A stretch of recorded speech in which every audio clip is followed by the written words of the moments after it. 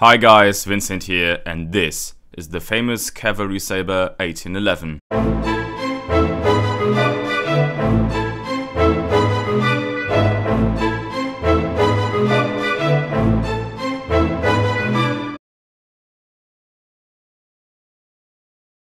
We are finally taking a closer look at all the Prussian and German light cavalry sabres, and of course we're starting with the most iconic of them all, the Blücher sabre. This Prussian cavalry sabre features a heavily curved single-edged blade, together with a robust single-bar hilt and an all-metal scabbard with two rings. The sabre measures around 940 mm. The blade itself is 800 mm long, 37 mm wide, and near the hilt it's 8 mm thick. Without the sheath, the 1811 weighs around 960 grams.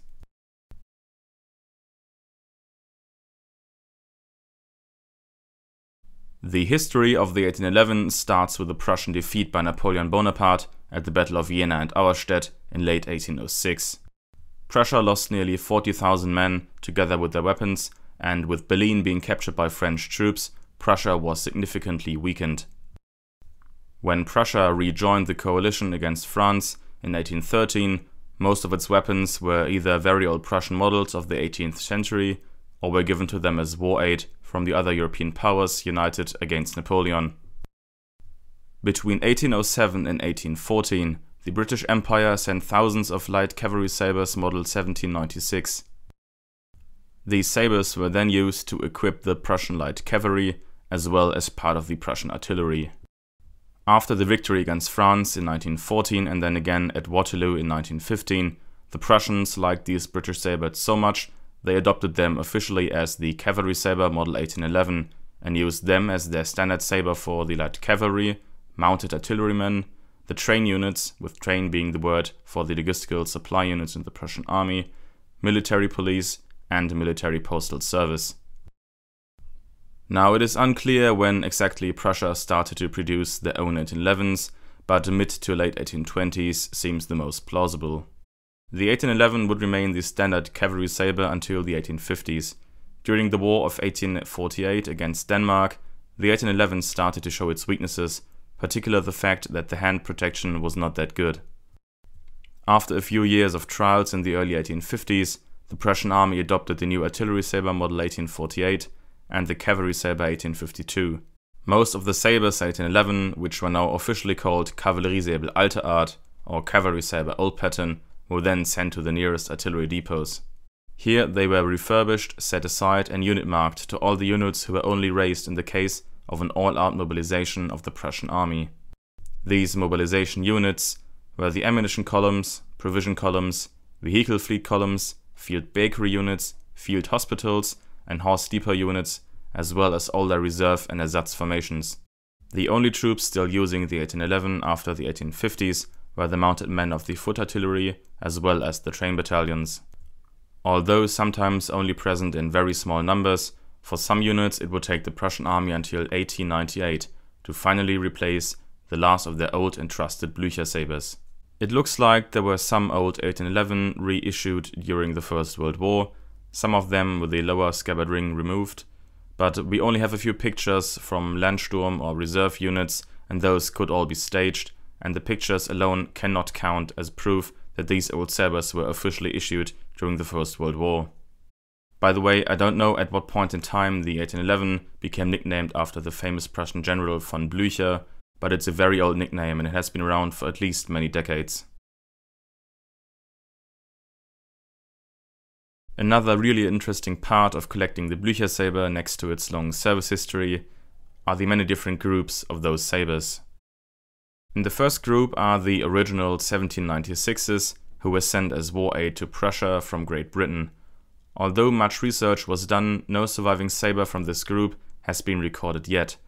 Group 2 are original 1796 sabres, who got into Prussian inventory after the armies of small principalities or small states were included within the Prussian armed forces after the victory of 1866.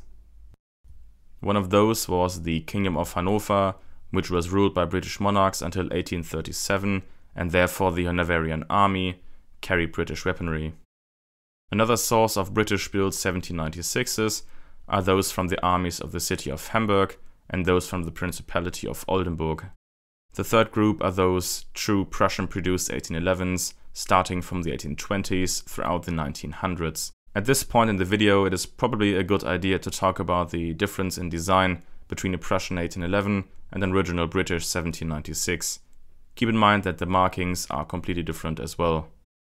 Although both look quite similar, the 1811 was slightly redesigned in a typical Prussian fashion. This meant beefing up the weapon. When compared to the British original, the Prussian handguard is more robust and the scabbard has nearly double the mass and also features a scabbard tip protector. The last group are those hybrid sabres, sometimes also called train sabres by modern collectors, who were officially built in the Prussian artillery depots during the 1850s and later on. Now, when a Blüchersäbel, after its arrival in the depot, was found to be damaged, they just disassembled the sabre into its three different parts. And those were the scabbard, the hilt and the blade. The broken part was then ditched and the still usable parts were put back together, with a replacement coming from a completely different sabre. And that's how you get those Frankenstein monster sabres with, for example, an early Prussian blade, a British hilt and a late Prussian scabbard all mixed together. After the successful reassembly of these three parts, they were then marked with a depot number.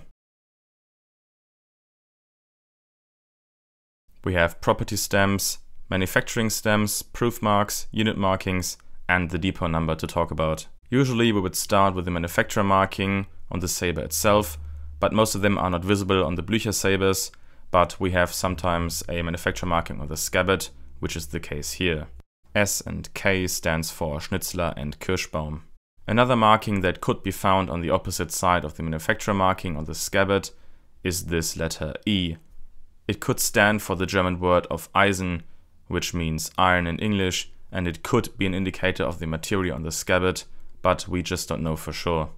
Now, when it comes to property markings, there are two different kinds. The earlier 4-digit year ranging from 1830 until around 1839, and then the typical Prussian 2 digits beneath the acronym of the ruling monarch type, used from the 1840s until the end of the Kaiserreich in 1918. The earliest Prussian manufactured Blücher sabres will feature no property marking on the blade at all. At this point, I really want to thank Dale and Hendrik for sending me the pictures of the different property stamps. When it comes to proof marks, those can be found on the hilt, and that usually is a sign that the sabre had a new blade married with the old hilt during its refurbishment in the artillery depot.